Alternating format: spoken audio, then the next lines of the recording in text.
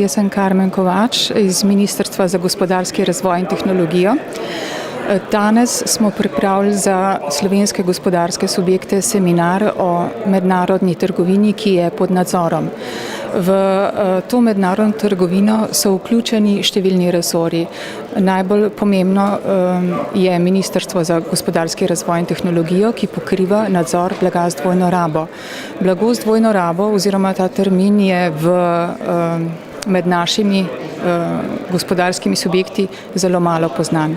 Tukaj notri je vsebovano največkrat visokotehnološko blago iz številnih resorjev, kot so elektronika, telekomunikacije, računalništvo, pomorska oprema, zračna oprema, jedrski sektor, kemijski sektor, razna oprema, kot so strojno orodje, ki se proizvaja v civilni sferi, ki se uporablja v civilni namen.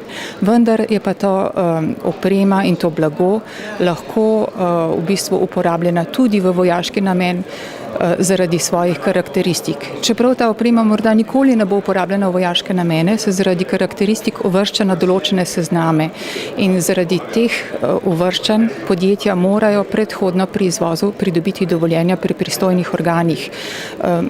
Marsikatera podjetja pa se tega ne zavedajo in v bistvu izvažajo te produkte, programsko opremo in tehnologijo brez dovoljenj. Zaradi tega se jim lahko zgodi, da se zaradi kontrole, ki se izvaja pa na globalni ravni,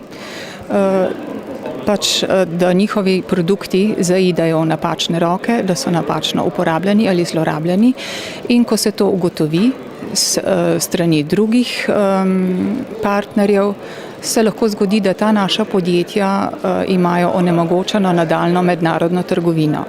Zato je pomembno, da so seznanjeni s to tematiko, da so seznanjeni s svojimi obveznostmi in da vedo, da imajo v nas, v državnih organih, partnerje, s katerimi se lahko o tem pogovorijo, kjer dobijo ustrezne informacije in da lahko potem izvažajo na način, ki je v bistvu predpisan po celem svetu.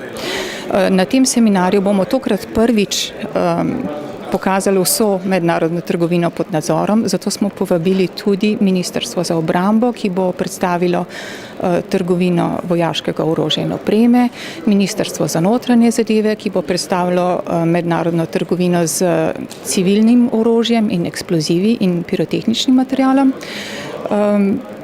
Povabili pa smo tudi carinsko upravo, da bo podala, kako izvaja nadzor nad to trgovino. Upam, da bo to koristna informacija za vse, predvsem pa si želimo čim večjega sodelovanja med podjetji.